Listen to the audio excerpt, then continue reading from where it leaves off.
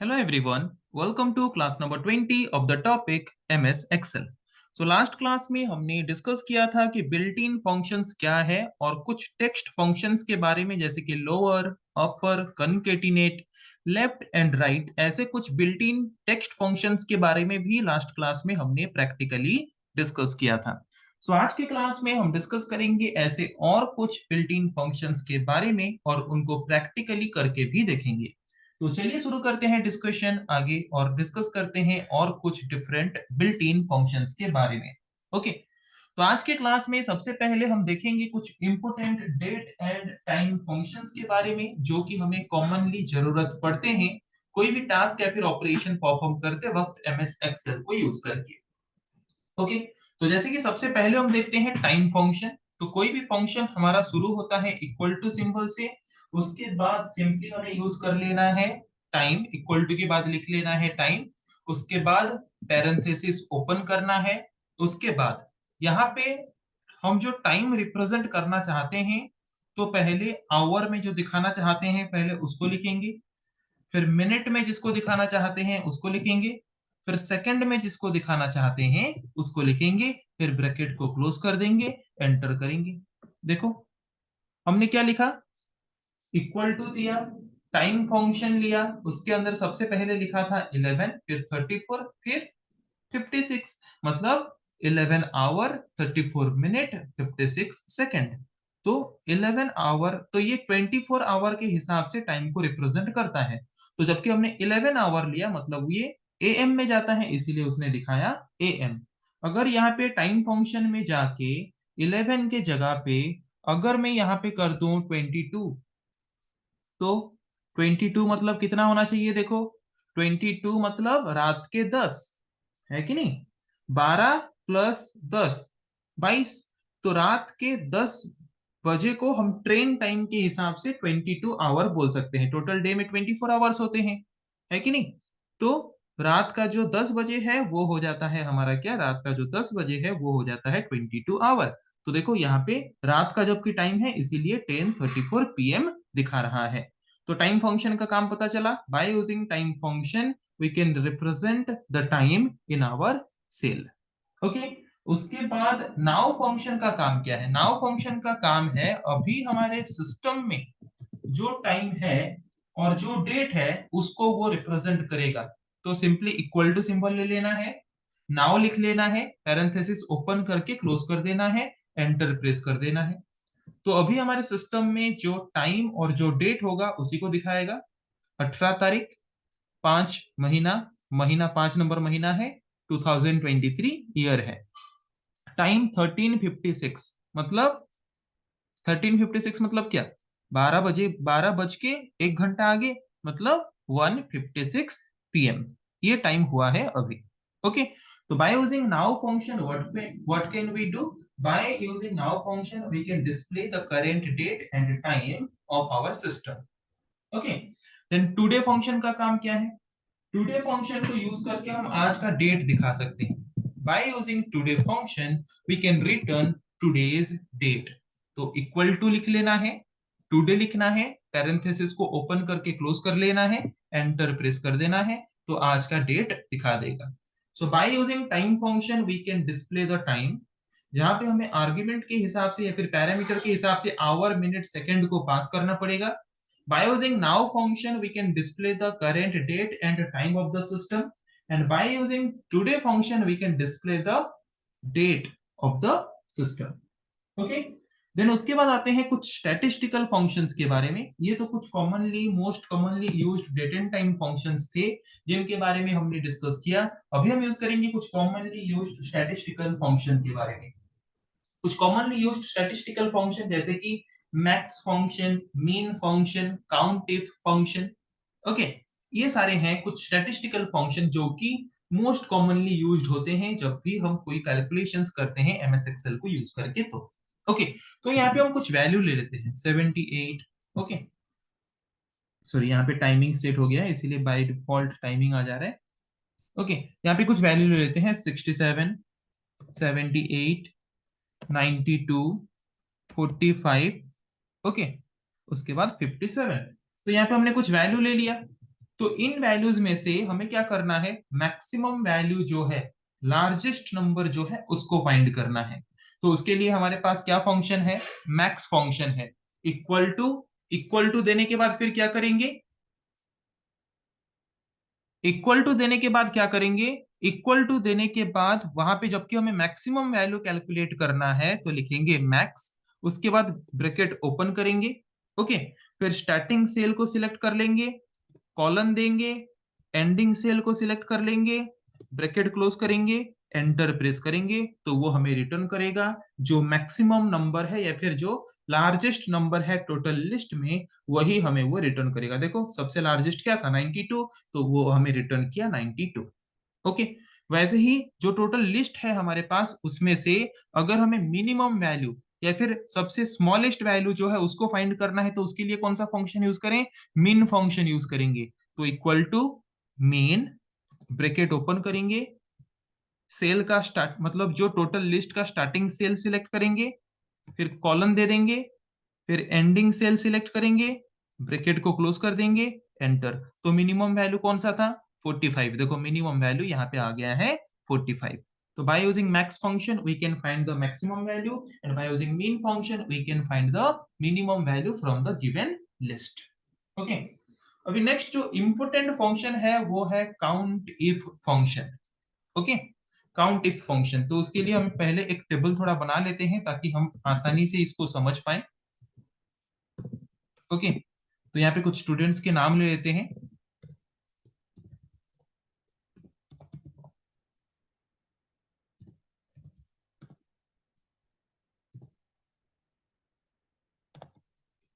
Okay, तो हमने यहाँ पे क्या किया, यहाँ पे हमने कुछ नाम ले लिए, ये हमारे टेबल के हेडिंग है। तो यहाँ पे हम क्या करना चाहते हैं, काउंट करना चाहते हैं। ओके, जैसे कि सपोज मैं बोलूं कि हमारे पास स्टूडेंट्स के डिटेल्स के टेबल हैं, स्टूडेंट्स के मार्क्स के टेबल हैं, वहां पे मुझे ये काउंट करके बताओ कि 60% या फिर 60% से ज्यादा लाने वाले बच्चे कितने हैं, मुझे बस वो काउंट करके दिखाओ। ओके, तो यहाँ पे मुझे बोला गया कि इक्वल टू और मोर देन 60% लाने वाले बच्चे कितने हैं वो काउंट करके हमें यहाँ पे दिखाओ। ओके, तो वो हम कैसे काउंट कर सकते हैं, by using count if function. तो कैसे कर सकते हैं, देखो सबसे पहले इक्वल टू सिंबल लेंगे, इक्वल टू सिंबल लेने के बाद वहां पे हम लिखेंगे काउंट इफ, ब्रैकेट और पैरेंथेसिस ओपन करेंगे, उसके बाद स्टार्टिंग सेल में क्लिक करेंगे, कॉलन, एंडिंग सेल में क्लिक करेंगे, मतलब टोटल जितने भी स्टूडेंट्स के मार्क्स हैं सारे मार्क्स को पहले सिलेक्ट कर लेंगे। ओके, उसके बाद कॉमा देंगे, उसके बाद हमें कंडीशन देना है, उस कंडीशन को बेस करके वो क्या करेगा, काउंट करेगा। तो यहाँ पे हमें कंडीशन क्या देना है, B2 से B7 सेल के अंदर जिनका जिनका भी मार्क ग्रेटर देन या फिर इक्वल टू 60 है सिर्फ उनको ही काउंट करेगा। इसका मतलब यही है, काउंट इफ, काउंट करो अगर B2 से लेके B7 सेल तक जिनका जिनका जो मार्क है वो अगर ग्रेटर देन या फिर इक्वल टू 60 है सिर्फ उनको काउंट करो। तो हमें पता चल जाएगा कि जिनका जिनका 60 से ज्यादा है या फिर जिनका जिनका 60 है उनको ही काउंट किया है, तो पता चल जाएगा 60 या फिर 60 से ज्यादा लाने वाले बच्चे कितने हैं। एंटर प्रेस कर दो, देखो यहाँ पे आ गया 3। तो यहाँ पे चेक करो, देखो 78 60 से ज्यादा है, 92 60 या फिर 60 से ज्यादा है, अगेन 92 60 या फिर 60 से ज्यादा है। मतलब यहाँ पे 3 ऐसे बच्चे हैं जो कि 60% से ज्यादा या फिर 60% लाए हैं। ओके, तो काउंटिव फंक्शन का काम पता चला। By using countif function we can count the number of cell that satisfy a certain condition. Countif function को यूज करके हम क्या कर सकते हैं, टोटल सिलेक्टेड सेल्स में से कौन कौन से सेल गिवन कंडीशन को सेटिस्फाई कर रहे हैं वो हम काउंट कर सकते हैं बाय यूजिंग काउंटिव फंक्शन। अगर अभी मैं बोलूं कि bye using countif function count करो कि कितने ऐसे स्टूडेंट्स हैं जो कि 80% या फिर 80% से ज्यादा लाए हैं, तो फिर से वही सेम इक्वल टू ले लेना है, जबकि काउंट करना है तो काउंटिव फंक्शन ले लेना है। पैरेंथेसिस को ओपन करना है, उसके बाद सारे स्टूडेंट्स को सिलेक्ट कर लेना है। तो कैसे करोगे? फर्स्ट स्टूडेंट जो है उसका मार्क का सेल सिलेक्ट कर लो, उसके बाद कॉलन सिंबल दे दो और कीबोर्ड से उसके बाद जो लास्ट स्टूडेंट का सेल है मार्क का उसमें लेफ्ट क्लिक कर दो, तो सारा सेल सिलेक्ट हो जाएगा। उसके बाद कॉमा देना है, डबल कोट देना है, उसके अंदर हमें देना है क्राइटेरिया और कंडीशन।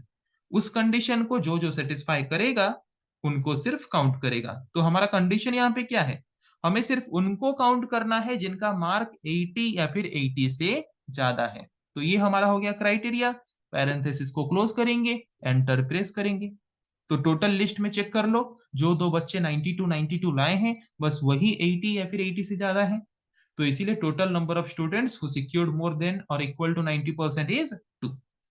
तो काउंटिव फंक्शन का काम पता चला। By using countif function we can count the number of cells based on certain condition. Okay, उसके बाद आते हैं मैथमेटिकल फंक्शंस के बारे में। कुछ मैथमेटिकल फंक्शंस के बारे में डिस्कस करेंगे। अभी हमने डिस्कस किया था ये स्टैटिस्टिकल फंक्शन के बारे में, अभी हम डिस्कस करेंगे कुछ मैथमेटिकल फंक्शंस के बारे में। ओके, तो सबसे पहला मैथमेटिकल फंक्शन जो कि ऑलरेडी हमने डिस्कस कर लिया है वो है सम फंक्शन। ओके, हम चाहते हैं कि सपोज इन सबका मार्क सम हो, तो उसके लिए हम क्या करेंगे?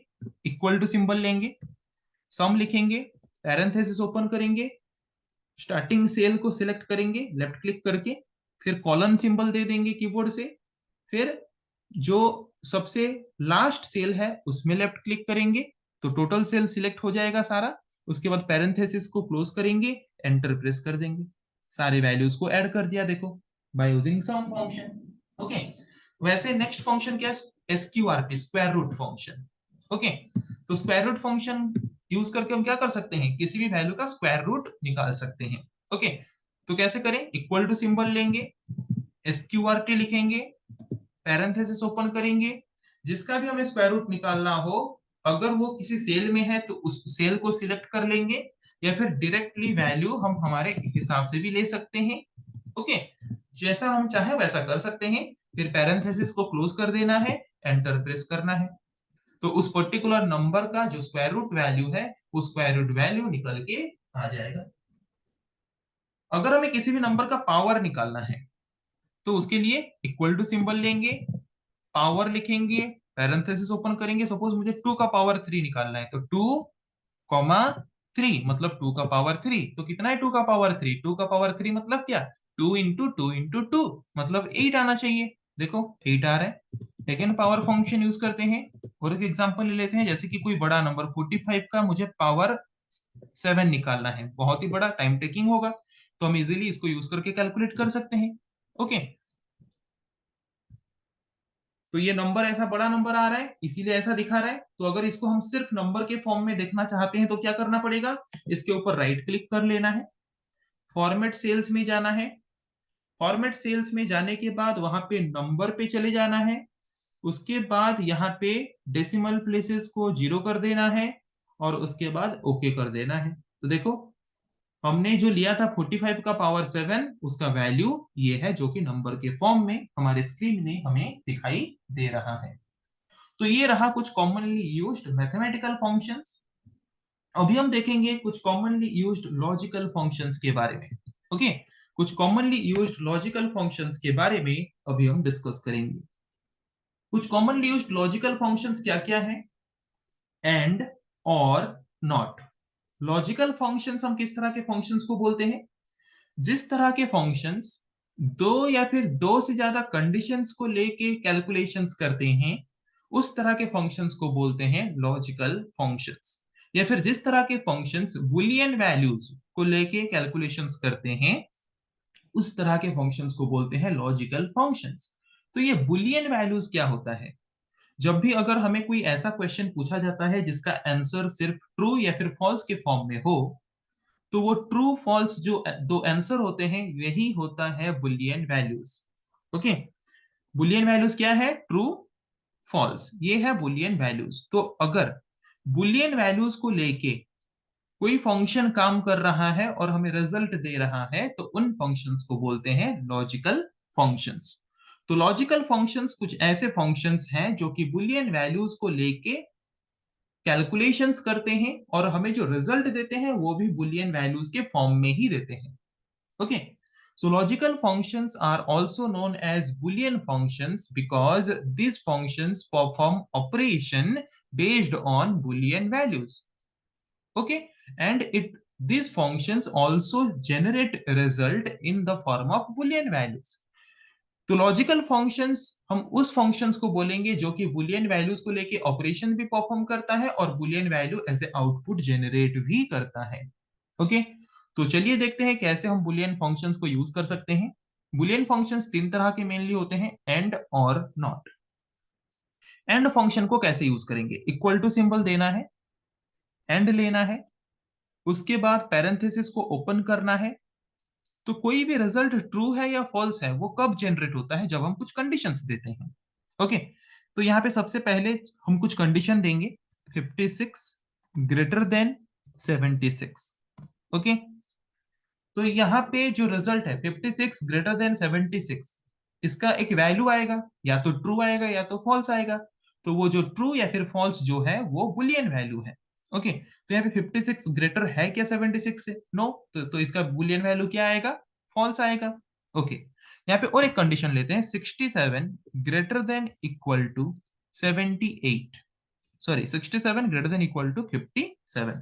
तो यहाँ पे 67 जो है वो ग्रेटर है कि नहीं 57 से? है। इसका मतलब दूसरा जो कंडीशन है उसका बुलियन वैल्यू क्या आएगा? ट्रू। तो बुलियन वैल्यू क्या है पता चला? या तो ट्रू बुलियन वैल्यू है या तो फॉल्स बुलियन वैल्यू है। तो इन बुलियन वैल्यूज को लेके अगर कोई फंक्शन काम करता है और बुलियन वैल्यू ही एज ए आउटपुट देता है तो उस फंक्शन को बोलेंगे लॉजिकल फंक्शन और बुलियन फंक्शन। तो एंड और नॉट ये तीन एक एक तरह के बुलियन फंक्शन या फिर लॉजिकल फंक्शन है। तो ये एंड बुलियन फंक्शन हमें ट्रू बुलियन वैल्यू कब एज ए आउटपुट देगा and false boolean value as a output कब देगा? अगर एंड फंक्शन के अंदर हमने जितने भी कंडीशंस लिए हैं, सारे कंडीशंस के बुलियन वैल्यू अगर ट्रू आते हैं देन ओनली ये रिटर्न करेगा ट्रू, अदरवाइज ये रिटर्न करेगा false. Okay, and boolean function के अंदर हम जितने भी कंडीशंस ले रहे हैं, सारे कंडीशंस के बुलियन वैल्यू अगर ट्रू आ रहा है देन ओनली एंड फंक्शन हमें रिटर्न करेगा ट्रू, अदरवाइज रिटर्न करेगा फॉल्स।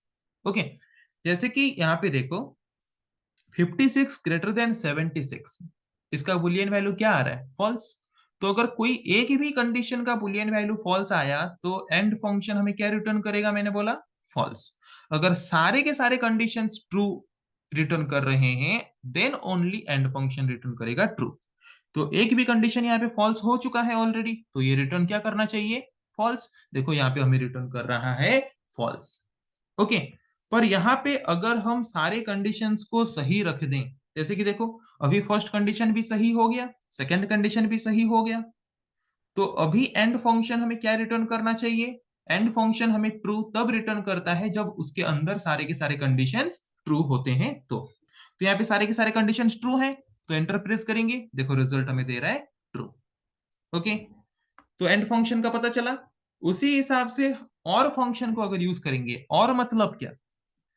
अगर कोई एक भी अगर कोई एक भी कंडीशन ट्रू है, अगर कोई एक भी कंडीशन का बुलियन वैल्यू ट्रू है तो वो हमें रिटर्न कर देगा ट्रू। तो चलो इसको फॉल्स करके देख लेते हैं। एक फॉल्स है, एक सही है।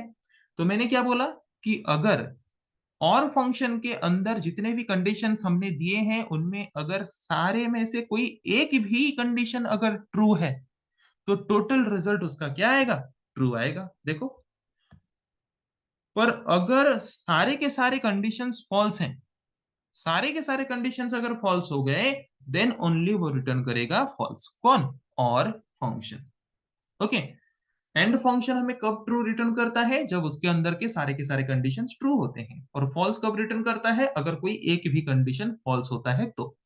और फंक्शन हमें ट्रू कब रिटर्न करता है? जब कोई एक भी कंडीशन ट्रू होता है तो वो हमें रिटर्न करता है ट्रू। और अगर सारे के सारे कंडीशंस फॉल्स होते हैं तो तब हमें रिटर्न करता है फॉल्स। कौन? और फंक्शन। अभी हम आते हैं नॉट फंक्शन। नॉट फंक्शन क्या करता है? ऑपोजिट वैल्यू हमें रिटर्न करता है। अगर उसके अंदर जो बुलियन वैल्यू है अगर वो ट्रू है तो नॉट फंक्शन उसको हमें फॉल्स करके देगा, और अगर नॉट फंक्शन के अंदर जो बुलियन वैल्यू है वो अगर फॉल्स है तो वो हमें ट्रू रिटर्न करके देगा। ओके, तो जैसे कि यहाँ पे देख सकते हैं हमने जो और फंक्शन लिया है इसका रिजल्ट हमें क्या मिल रहा था, फॉल्स। तो अगर हम इस और फंक्शन को नॉट फंक्शन के अंदर रख लेंगे, ओके, और फंक्शन को अगर नॉट फंक्शन के अंदर रख लेंगे तो सबसे पहले और फंक्शन कैलकुलेट होगा। तो ये और फंक्शन का वैल्यू हमें क्या मिल रहा है, ये और फंक्शन का वैल्यू सबसे पहले हमें मिल रहा है फॉल्स, क्योंकि इसके अंदर जो दोनों कंडीशंस हैं दोनों के दोनों फॉल्स हैं। तो अगर दोनों के दोनों कंडीशंस फॉल्स हैं तो और फंक्शन हमें क्या रिटर्न करेगा, फॉल्स। और फॉल्स का नॉट अगर हमें करना है, फॉल्स का नॉट मतलब क्या, फॉल्स का उल्टा, फॉल्स का उल्टा क्या है, ट्रू। तो रिजल्ट हमारा क्या आना चाहिए, रिजल्ट हमारा आना चाहिए ट्रू। तो देखो आ गया ट्रू। ओके, तो अगर ये कॉम्प्लिकेटेड लगा और थोड़ा आसान ले लेते हैं, equal to not function parenthesis open, उसके अंदर कोई कंडीशन लेते हैं 67 ग्रेटर देन 78। तो ये 67 ग्रेटर देन 78, क्या ये कंडीशन सही है, नो, फॉल्स है। इसका मतलब इसका बुलियन वैल्यू फॉल्स है। तो फॉल्स बुलियन वैल्यू का नॉट फंक्शन अगर अप्लाई करेंगे तो फॉल्स का उल्टा क्या हो जाएगा, ट्रू। तो ये हमें क्या रिटर्न करना चाहिए, ट्रू। कर रहा है कि नहीं, मतलब नॉट फंक्शन के अंदर हमने जो जो भी कंडीशंस दिए हैं वो कंडीशन का वैल्यू जो है उसका opposite value as a output return करेगा कौन, नॉट फंक्शन।